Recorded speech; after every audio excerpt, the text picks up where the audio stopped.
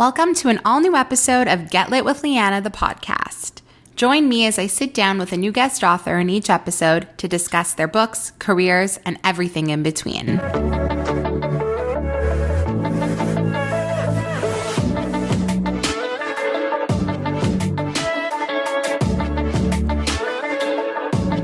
No, you did not misread the title of this episode. Yes, today I am sitting down with USA Today bestselling author Sally Thorne, who wrote the new romance, historical romance, sci-fi romance. I don't even know how you would explain this book. Angelika Frankenstein makes her match. You likely know Sally as the author of one of the best enemies to lovers romance books out there right now, which was recently turned into a movie starring Lucy freaking Hale, The Hating Game. She also wrote the book 99% Mine and Second First Impressions.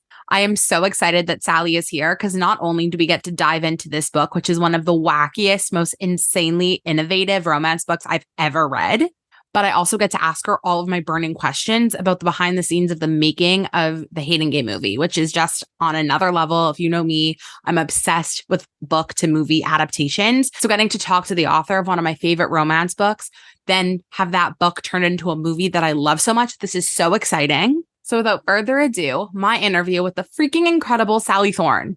It starts right now. Welcome, Sally Thorne, to the podcast. I'm so excited to have you here.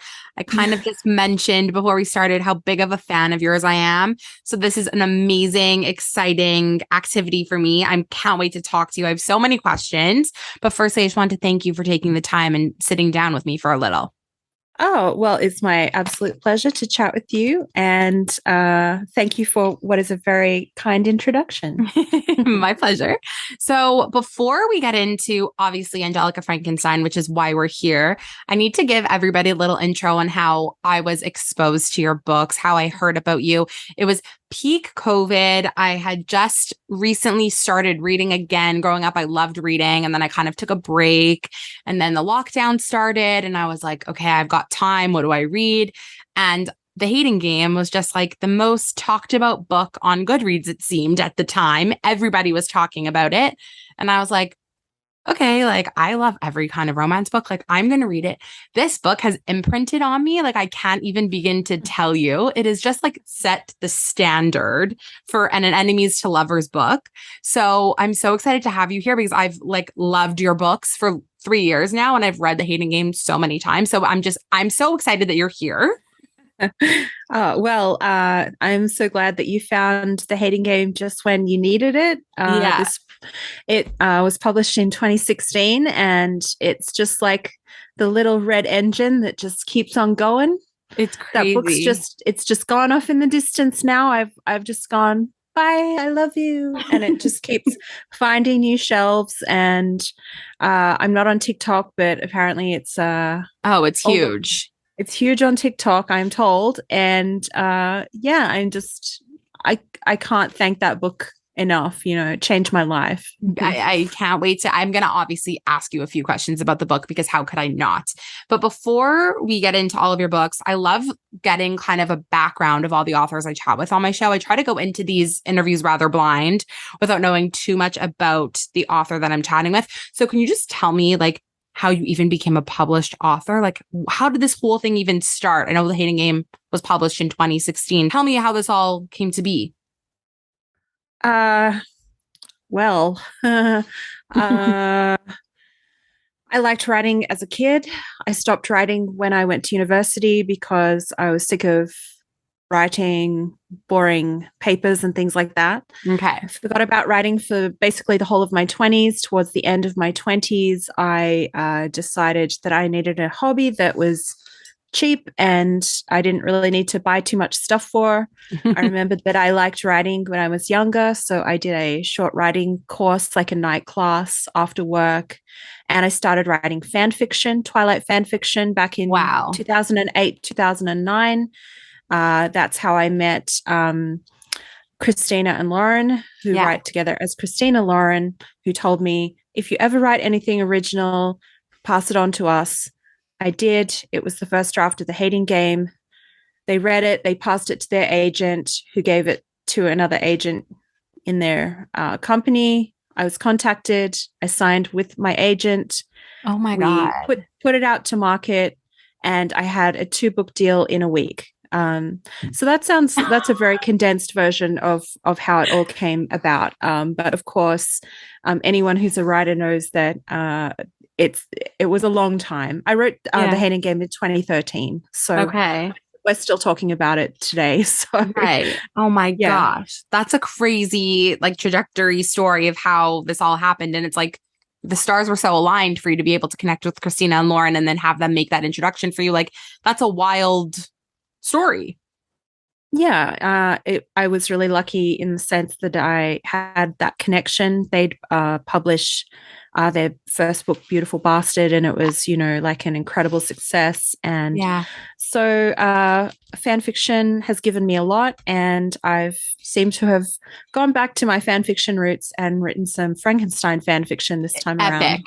Epic. I can't wait to talk to you about it. But on the topic of the hating game, the story behind Josh and Lucy's relationship, like what was that drafting process? Like you said, you started in 2013. So it was like 3 years till it came out. How did it evolve? Tell me like some BTS secrets. You want to know how I Just wrote like, the book? yeah, or Uh, even like how it maybe evolved from the idea into the finished product that we all have in our hands. Like, what was that outlining process like? I mean, it was quite a long time ago now, Okay, so I fair. can't really remember. But I mean, I think I was working full time when I wrote it, so I just would have written it in my spare time on Sundays, when I felt like doing it, and Mm-hmm. it was just a fun project for myself. I hope that everyone writes their first book that way, just writing it for themselves and not trying to imagine which shelf it's going to be on in Barnes and Noble. Yeah. You want to just enjoy it. It's supposed to be a fun hobby for you. And I enjoyed writing The Hating Game. It was, and I took my time once I finished that first draft, and I just decided to polish it up. And you know, at that point, I wasn't planning on publishing it. I just Yeah. was doing it for myself, and It's amazing. It's amazing that a passion project was able to take off the way it did. It's incredible. well, I think it's why it's good because I enjoyed it. Yeah. You can tell it's your voice. Yeah.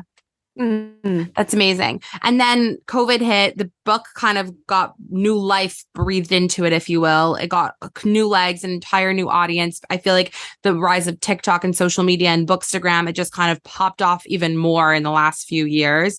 And then obviously it got a movie deal. And it's so crazy when I heard that the movie was going to be made. Me and my friends, we had all read the book and we were all like dream casting. And every single one of us read the book. And while we were reading, we were like, Lucy is Lucy Hale, like in our heads. And it maybe was the name connection, whatever. And then the casting came out and it could not have been more perfect. What was that like for you in the casting experience? Were you all involved in that? Did you have any say?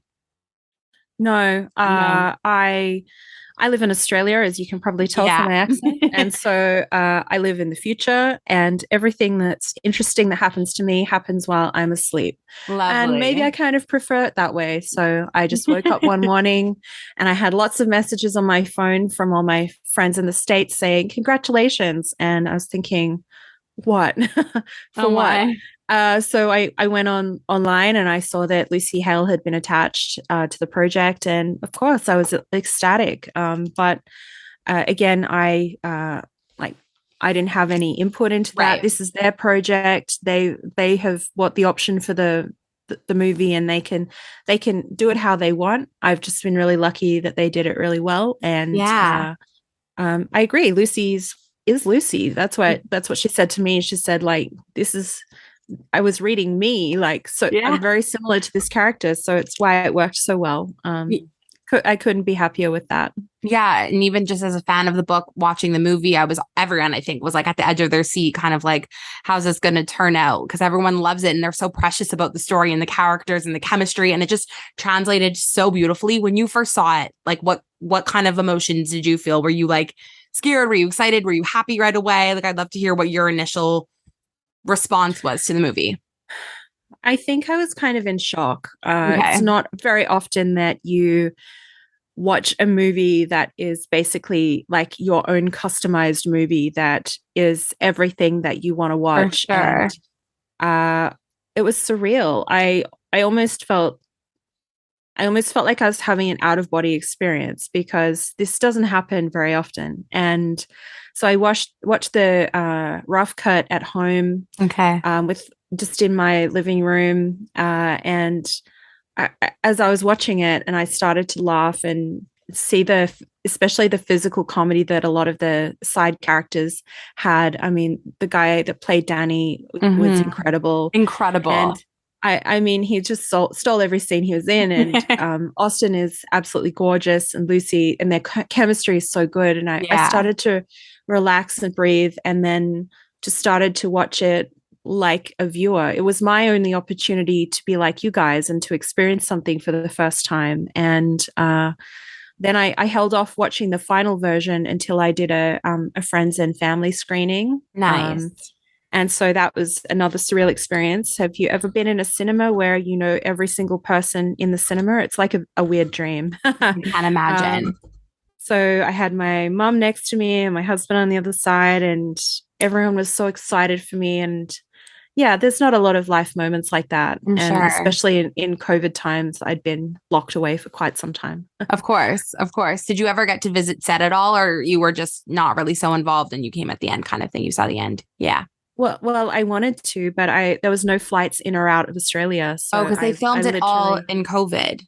That's right. It's a COVID movie. I was lucky that I wrote a book that's set in fairly few locations, and so they were able to create that COVID safe set. Yeah, it's amazing. So that's maybe that's my regret that I couldn't go, but I did a virtual set tour, and it's still so fun. Well, I'm a person I'm okay with handing things over and letting other people who are the best at what they do their thing. I'm not a control freak, and if I'd wanted to write a movie, my perfect movie, I should have written a screenplay, but I wrote a book, and I've always understood that the movie is something completely different. You can't when people are hard on like adaptations, it's nothing like the book. Well, of course, because you've already had your own movie of the book in your imagination. Nothing can match imagination. Yeah. But I was very laid back about the whole thing. I generally am. So it's good to be that way about your intellectual property and just understanding like, well, now it's out of my hands. That's awesome. But the reason why you're here is obviously to talk about Angelika Frankenstein. I love this book. It is the most wild, insane book I've ever read. I have to tell you how I became even introduced to it. I was doing a podcast episode a few months ago, I want to say maybe 3 months ago, with Christina and Lauren. And I was like, tell me all of the books that are coming out that you are like reading right now that I need to keep my eye open for. And they were both like adamant. They were like, if you're going to read one book in 2022, it's Sally Thorne's new book. And I was like, wait, what's her new book? I hadn't even heard about it. And they were like, Angelika Frankenstein makes her match. And I was like, wait a second, Frankenstein. They were like, this is the best book. It totally plays with the romance formula. You need to read it. It's something so different. So it's been on my radar now for a few months. And I was so excited when I saw that the galley was up and I was able to request it. And then I was able to get a physical copy. So this has been a long time coming. But for those who maybe don't know what the book is about quite yet, can you give a little elevator pitch, a little summary of what the story is about? Because it's so wild, bonkers.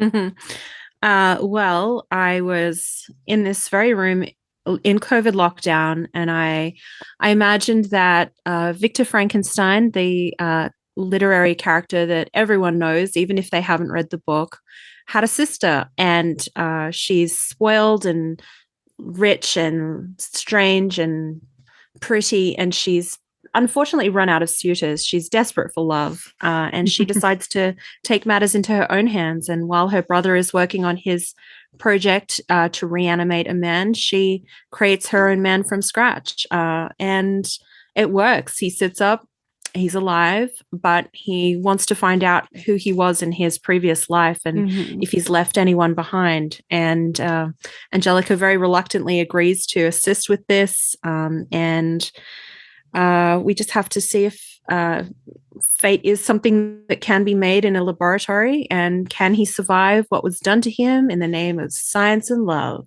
I love that. It's an amazing little summary. I read online, though, that part of the concept behind this book came from a haunted dollhouse of yours. Am I correct to understand this? Please tell me. I saw that you have an Instagram for this house, which is wild. Is it what's behind you right now? Yeah, can you see I can the kind of house that's see. behind me? Yeah. Yeah. Okay. That's wild and gigantic, first of all. I've never seen a dollhouse that big in my life. Yes, it goes all the way along that way as well. Oh, Yeah, it's a huge custom-made Victorian Gothic dollhouse. The windows were imported from Scotland. It has flickering fireplaces, and it has a painting that opens that has a safe behind it that has gold what? bars in it. It has mice in holes in the skirting boards, and it has a grizzly bear on a pedestal and a tarot, No. a seance room. It has a full conservatory back there. It has a garden that you can't see. It has a tree house. It has a balloon. So anyway, It's this is intense. it is intense. I don't do anything by half measures. I love that. So when I was here in my office in lockdown, I was writing very unexpectedly this story, this historical romance that I was really not expecting to write. I'd Mhm. never thought about a Frankenstein story before. Yeah. I realized I recognized the house that I was writing. I realized that the rooms I was setting it in were the rooms in my dollhouse. So, yeah, my dollhouse makes a little cameo. You've got to take inspiration where you can get it. It's insane. So speaking of the inspiration, how did this story even come up to you? Like you just said before, you were big on writing fan fiction before you'd written The Hating Game. Like, how did you think about writing Frankenstein fanfic? Like, tell me the train of thought that got us here. It was my brain became a random word generator. In essence, Oh my. I was editing my third book, Second First Impressions, and I kind of felt like I should keep on writing. I like to sort of run a couple of projects side Okay. by side, and I didn't know what to write. So very often what I do is I'll just open a blank Word document and I will just write a page of whatever. And it's usually I try to write the worst possible fiction that I can. Okay. I'll write a very bad scene, essentially. It'll usually be historical for Okay. some reason, I guess, because I usually write contemporary. Yeah. The names change throughout. The dialogue is the worst dialogue I can possibly manage. They're usually arguing on the edge of a cliff. I describe the clothes. The men wear like three-piece denim suits, and the women have like gray kid skin gloves Oh and my God. button up boots, and a whole page just describing their terrible outfits. And I do this basically to cheer myself up so that at It's the so end of it funny. I think I've written a page and I can definitely do a lot better than this. I But love on this that. particular day, I opened the blank document and I put my hands on the keyboard and I just typed, Angelika Frankenstein knew the attributes her perfect man should have. Unfortunately, she had to find those in the morgue. And I sat back and I looked at the screen and I thought, I have definitely never thought that sentence in my entire life. My brain Yeah. was just like, here's some words. I'd even spelled Angelica with a K. And I was like, how do I even know how her name is spelled? I don't understand this. So then I just wrote the rest of the first page and I realized they were in the morgue choosing the handsome parts. And I just decided to I had nothing else to do. I wasn't really allowed to leave Yeah. the house. So I just followed it. And I like stories. I personally like retellings of classics. If there is Okay. a Beauty and the Beast retelling, Yeah. I will always buy that. I love And that. um, I don't know. I guess I was in sort of a bit of a darker gothic mood. My dollhouse was egging me on, and I like imagining.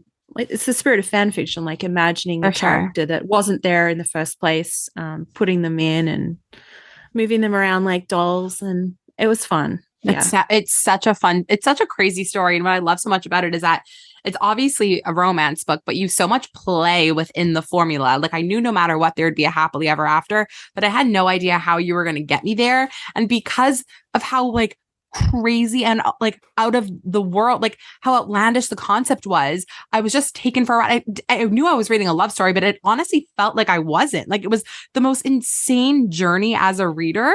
And I want to know like why, what about that, like playing with that formula was exciting for you to write? Because it's so different from everything else you've done. sure. Well, I think a lot of authors just wrote a really strange COVID book, essentially. I think, other people quit their jobs and started a new job that they've always wanted to do. Like it was a time where suddenly you could take a risk. And my publisher didn't know that I was writing this. I wrote this completely all the way through. And I thought, like, it's a huge risk for me. They might say, no, you're hating game girl. Go back and write another contemporary romance. Right. But I just hoped that it was good enough that they couldn't say no. And I enjoyed it. It was, it required some research. I mean, it's not like super heavy. I tried to keep the feel of it contemporary and easy to read.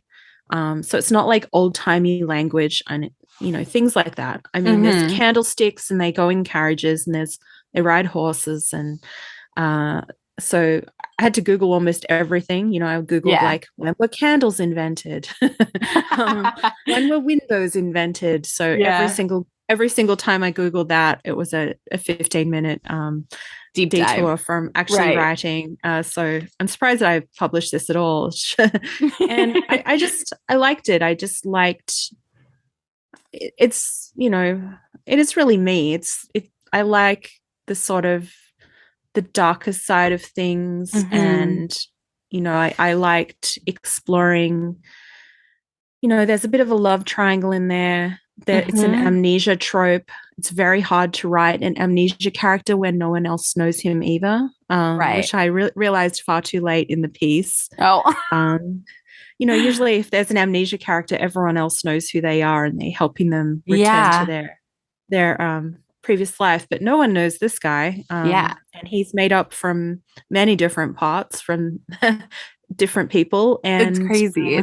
It's such a wild idea. I know. And he's very often battling because his body loves Angelika very, very much. Yes. But he's a man of principle and he's a very ethical person. And so he refuses to give in to those impulses, much to Angelika's disappointment. It's so good. Like the push and pull of that whole storyline is so, so, so good. Like just the tension that's innately built into that concept of like his body wanting one thing, but his brain knowing better or knowing different is a crazy idea. Well, it's very common in romance novels. A lot of characters feel that way. Hate to love, like, I really shouldn't find you attractive, but you really are. Yes, and this is just taking it to the next very literal level. Exactly. That's what it is. It's the literal level of like, but these aren't my parts, like not being able to literally control the parts.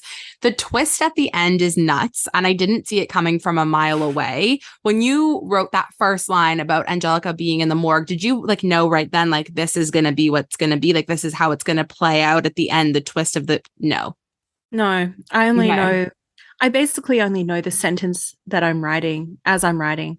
Crazy. I wish I could plan things out. It would be a lot less stressful because I'm in my normal life, I'm fairly organized. I like to keep a list, but if I write out an outline, it'll it for me because I like to find things out as I go and I like to be surprised.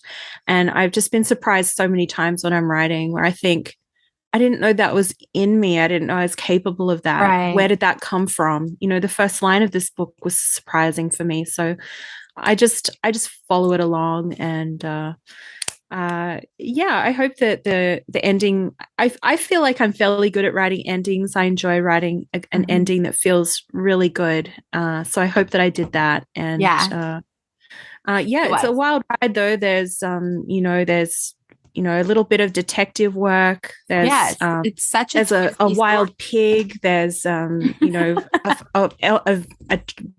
spooky forest. There's a cranky old servant who goes missing, and we have to give a special mention to Angelika's brother Victor, of course, who I wrote as a big, gorgeous redhead rippling with muscles, of course. So I like writing siblings as well. I wrote a brother and sister in 99% Mine. So I like writing that sibling dynamic. It's fun. Of the romance moments from this book, though, what was the most fun to write? I enjoyed trying my hand at a bit of a love triangle. Okay. I thought that that was fun, and I like building up a sense of competition and jealousy. Jealousy is fun to write. Yeah, it is. And it's fun to read Yeah, as a reader. yeah, and I mean, people don't get turned off if you're listening to this and you really don't like love triangles. Like No, it's it's not not super heavy on it. heavy. It's not Mhm. heavy on it. But you know, I'm people have many different options within their lives, and sometimes it's interesting to think about the different paths you could have taken, or For if you had sure. just been patient for another couple of weeks, who might have come along. But you know, Yeah. Angelika is very proactive as a person, and too proactive in this case. There's so much of that story though that's just like, how do you come up with it? Was there any moments when you were writing stuff that you were just like, what, how did this just even pop into my brain? Like, was there any moments where you were like, what? Like me thinking of this? Like Pretty much the entire book. the whole time? I'd categorize that as you know, it's just really like it's like sitting there. I write pretty late at night, and it's just watching the words come onto the screen. And when you get in that zone, like every author like would kill to get into that state of flow kind of zone that happens Mhm. once in a blue moon, where you feel like you could just keep writing forever. Right. And So you're just watching on the page. beginning to end, how long did this book take you to write? Did it kind of just like spit right out of you? No, I wish I could write faster than I do. I think it probably took me a year. I mean, Okay. that sounds like a long time. No, I People are feel like, like Sally, like, couldn't you just sit at your desk for 3 full weeks? But I have to rest my brain in between bits. And because I don't know what's going to happen yet, sometimes I need to take time to think about for it. sure. But yeah, it's I think roughly a year. So you know, Crazy. if people are listening, they're like, "Oh, I'm taking so long." Look, take it from me. It will take as long as it will take, and you can't hurry some things along. Fair. That's good advice. So now that this book is about to be out in the world, what are we working on next? Are we taking a break? Are we working on anything now? Is there anything you could tell us, share with us?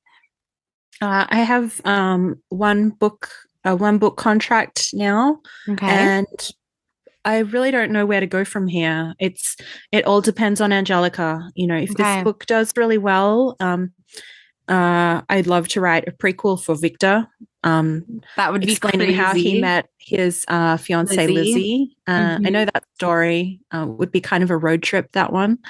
But you Fun. know, if the book, you know, if there's no call for that, if people, you know, don't vibe with this book, no one's going to want to read a prequel. So I think I'm in a holding pattern now, just Okay. waiting to see how it does. I would love for this to be a 4-part BBC miniseries. So I'm just putting that out there to Manifest the that. universe. I am. It's on my Yes. vision board. I want to be in England. I want to be sitting in a director's chair with my name on it. I want to be I patting love a that. horse on the set. I want to be living that set life. So I want that for you. I love this book. I know people are going to love it too. It's so different. I think everyone just needs to go into it with an open mind and just like enjoy the freaking journey because it's such a trip. And it's one of those like page turners. Everyone was asking me while I was reading it because I was posting about it as I was reading it. Like, what do you think? What do you think? And I was like, I can't compare it to anything. All I know is that I can't put it down. I need to know what's going to happen. I can't explain to you what this is. Like, you just have to go into it, even if you go in blind and just like enjoy this for what it is. It's so fun. It's like, it is honestly like watching a movie unfold more than I think any of your other books were. thank you so much. I Yeah, it mean, was great. I think most authors, their most recent book is their favorite book. Yeah, And I think this is my favorite book. I love that.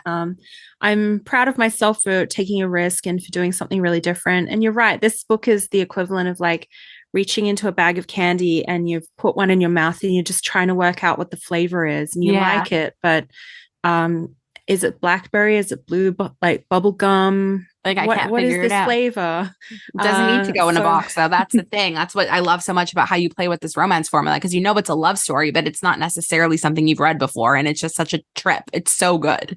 Thank you. Thank you My so pleasure. much. My I pleasure. haven't really talked to that many people that have read it yet, so this is really lovely to hear. I'm glad Oh, you vibed with it and I you loved enjoyed it. it. That's all I do this for. I don't do this for Yeah. any other reason except to imagine one day someone at the end holding it and taking a bit of a holiday from their real life. Yeah. That's what keeps us going. 100%. 100%. Okay. Well, I don't want to take too much more of your time, but I really appreciate you hanging out and having this little chat with me. I'm so happy we got to talk about The Hating Game and obviously Angelika Frankenstein. I'm so excited for everybody to read it. And I can't wait for whatever you've got going on next. If it's a prequel, I'm so down. If it's something completely different, I'm so down. Whatever you write, I buy. So whatever it is, I can't Uh-huh. wait. Thank you. Thank you so Pleasure. much. It was Pleasure. great to chat and yeah, We'll speak let's soon. get into spooky season with Oh, Angelika. I love it. I can't wait to reread this Halloween time. It's going to be the best. I can't wait. Yeah, So perfect. perfect. Chef's kiss.